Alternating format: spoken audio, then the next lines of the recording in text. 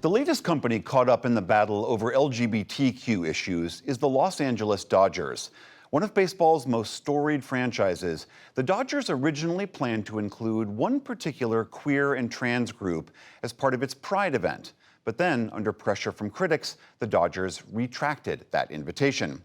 Now, as Stephanie Sy reports, the team has reversed course again, apologized, and welcomed the group back. The Sisters of Perpetual Indulgence are a charity and drag group calling attention to LGBTQ+ issues. Not only were they invited to the Dodgers Pride Night, the franchise originally planned to honor the group with its Community Heroes Award next month. But conservative Catholics have called the Sisters of Perpetual Indulgence a hate group, and a local diocese called the group's behavior demeaning and disrespectful to the Sisters of the Catholic Church. The Dodgers reacted by rescinding the group's invite. A member defended the charity. They've always said that we're anti-Catholic and that we're making fun of Catholicism, which is not true. We are here to be silly and to look flamboyant in service to people in our community who have no resources, no money, no voice. With the organizers of the Los Angeles Pride Parade threatening to pull out of Pride Night, the Dodgers have now done another 180.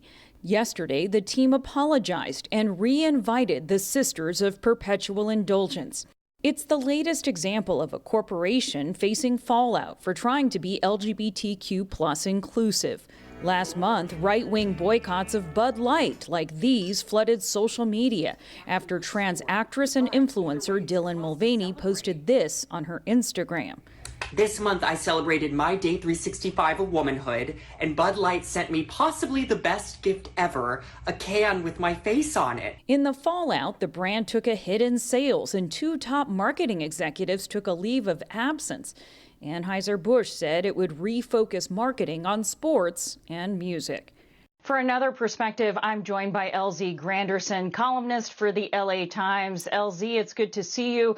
I should say you're also a veteran sports journalist, and you've reported for years on professional sports move toward more inclusivity of gay athletes. So did the Dodgers strike out, so to speak, on this one, at least initially? In using their own words, yes. I had an interview with the president of the Dodgers, Stan Kasten, and he flat out said that they made a mistake, and he explained why. That they're an organization that have done these sort of celebrations for 10 years without any hitch. And then this year they had a hitch and they didn't know what to do and they panicked. But they had meetings with the community, with the LGBTQ plus community leaders, with the sisters, and they decided to re-invite them, returning back to their overall sort of theme, which is the organization supports the community. What was the original sin, so to speak, here by the Dodgers in your view? Was it rescinding the invitation? I mean, at what point did they go wrong? I think they went wrong assuming that they could operate the same way they've been operating for the past 10 years, to be quite honest with you. And that's not just a commentary in regards to the Dodgers, but really as much of corporate America. You know, as I said earlier, the Dodgers been doing this for 10 years. Well, go back 10 years ago, we had a different president. We had a different Supreme Court. We had a different sense in the culture. Things have changed over the past decade. And so it's very difficult to try to wade into waters that's dealing with groups, whether it's with conversations of diversity and equity and inclusion, whether it's about trans rights, et cetera. Anything that's seen as progressive can be used against your corporations. And so it's really behoove upon not a lot of corporations to look to see what happened to Disney, to see what happens with Bud Light, to see what happened with the Dodgers, and be prepared with statements and a philosophy. So when the criticism comes, you're not scrambling like those organizations I just mentioned. LZ, in the context of legislation being passed lately by conservative states to specifically target trans people, do you think the Dodgers' decision to now include the Sisters of Indulgence charity is more poignant? Well, I think that it's just more consistent to what they've always tried to be, particularly during the Pride celebrations, which is to celebrate all aspects of the community. I think that it's a little, I think it puts too much credit to be quite honest with you, to the conservative movement that's attacking the trans movement right now, because it isn't really a well thought out plan. It's really just another example of throwing anything up against the wall and seeing what sticks.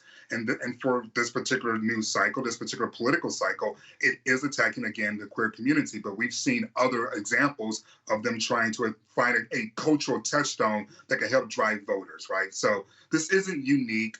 It isn't about the Dodgers trying to make a statement with the sisters. They've always been supportive of the drag community, just like all aspects of the queer community.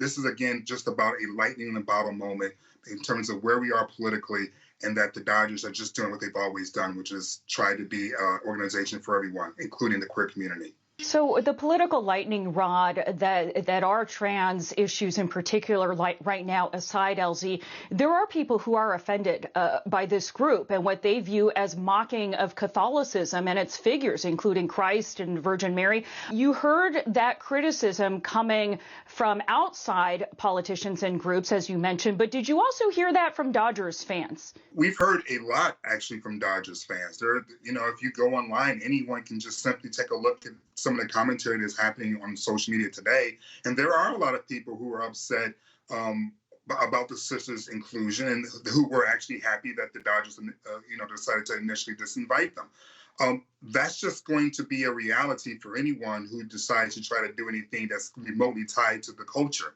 because we're just in a very divisive moment right now in this country. And anything, whether you're talking about Black History Month, where you're celebrating AAPI Month, you're going to find a group that's going to find some level of offense. And I would just say that, when it comes specifically to religious ideology and imagery, you can go back to Rosemary Baby in the 1970s, and I believe the Catholic Church was upset about that. You can go back to Madonna and Papa Don't Preach, and they were upset in the 80s about that.